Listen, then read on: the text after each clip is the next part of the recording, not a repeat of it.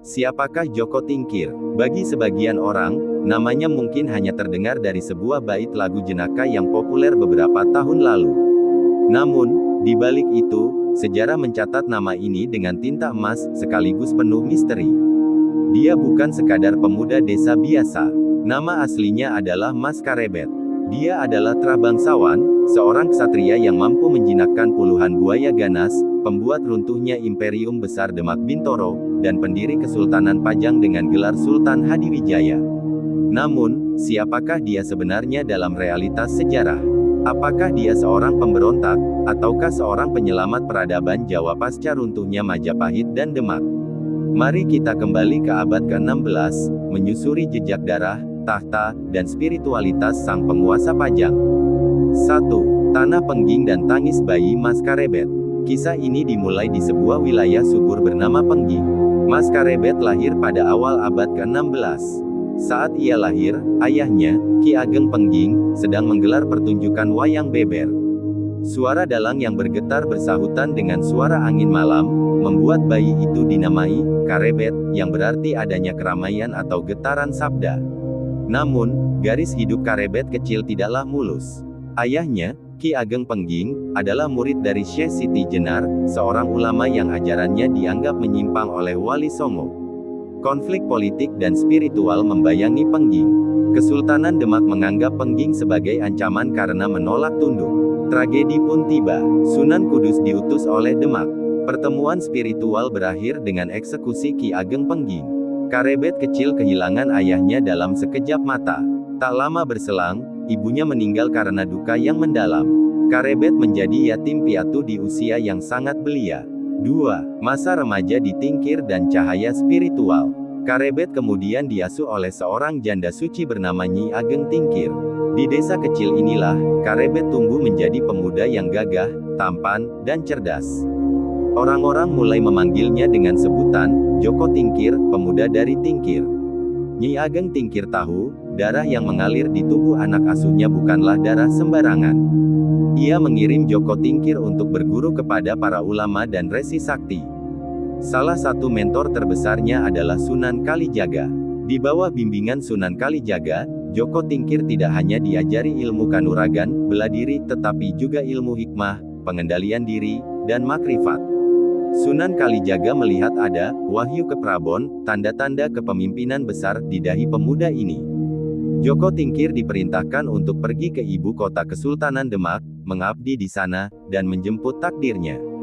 3. Ujian darah di Demak Bintoro. Masuk ke Demak tidaklah mudah. Joko Tingkir harus memulai dari bawah. Namun, berkat kekuatannya yang luar biasa, ia dengan cepat memikat hati Sultan Trenggana dan diangkat menjadi Lurah Wiratamtama, pasukan pengawal elit istana. Namun, sebuah insiden mengubah segalanya. Seorang calon prajurit sombong bernama Lembu Suro menantang Joko Tingkir. Dalam sebuah latihan, Joko Tingkir yang memiliki pukulan sakti tak sengaja menewaskan Lembu Suro hanya dengan selembar daun jati, dalam versi babat.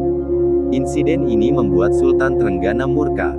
Joko Tingkir diusir dari Demak karena dianggap tidak bisa mengontrol kekuatannya.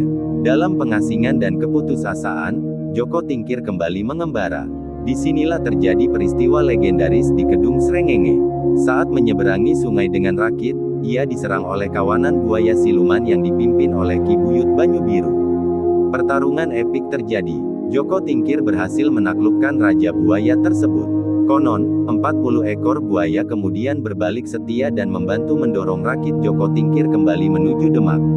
Peristiwa ini menjadi simbol bahwa Joko Tingkir telah berhasil menaklukkan hawa nafsu hewaniyah dalam dirinya. Melihat ketulusan dan kesaktiannya yang makin matang, Sultan Trenggana akhirnya memaafkannya, bahkan menikahkannya dengan putrinya, Ratu Mas Cempaka. 4. Runtuhnya Demak dan lahirnya Pajang. Roda takdir berputar cepat. Sultan Trenggana gugur dalam pertempuran di Panarukan. Sepeninggal sang Sultan, Demak dilanda perang saudara yang mengerikan. Perebutan tahta terjadi antara Sunan Prawoto putra Sultan Trenggana, dan Arya Penangsang penguasa Jipang. Arya Penangsang yang terkenal sakti mandraguna dan temperamental mengirim pembunuh bayaran untuk menghabisi Sunan Prawoto. Demak berada di ambang kehancuran. Sebagai menantu Sultan, Joko Tingkir merasa bertanggung jawab untuk menyelamatkan Trah Demak. Joko Tingkir memindahkan pusat pemerintahan ke pedalaman, yaitu ke wilayah Pajang, sekitar Surakarta. Ia mengadakan sayembara untuk menumpas Arya Penangsang. Melalui strategi jitu dan bantuan dari Ki Ageng Pemanahan serta Ki Penjawi, dan eksekutor muda berbakat bernama Danang Sutawijaya, Arya Penangsang akhirnya gugur dalam pertempuran legendaris. Dengan gugurnya Arya Penangsang, legitimasi kekuasaan penuh jatuh ke tangan Joko Tingkir. Pada tahun 1549, ia resmi mendirikan Kesultanan Pajang dan menobatkan diri dengan gelar Sultan Hadiwijaya. Kerajaan Islam di Jawa resmi bergeser dari pesisir Demak ke pedalaman Pajang. 5. Matahari yang terbenam di Mataram. Sebagai hadiah atas matinya Arya Penangsang, Sultan Hadiwijaya memberikan tanah Mataram hutan Mentaok kepada Ki Ageng Pemanahan.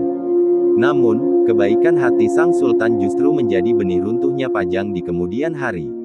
Putra angkat Sultan Hadiwijaya sendiri, Danang Sutawijaya, yang kelak bergelar Panembahan Senopati, tumbuh menjadi pemuda ambisius di Mataram. Mataram berkembang pesat dan mulai menolak membayar upeti kepada Pajang. Konflik ayah dan anak angkat tak dapat dihindarkan. Pasukan Pajang bergerak menyerang Mataram. Namun, alam tampaknya tidak berpihak pada Pajang. Gunung Merapi meletus mendadak, mengirimkan lahar dan gempa bumi yang mengacak-acak pasukan Pajang. Sultan Hadiwijaya terpaksa mundur dalam kondisi sakit parah. Dalam perjalanan pulang, sang Sultan terjatuh dari gajah tunggangannya.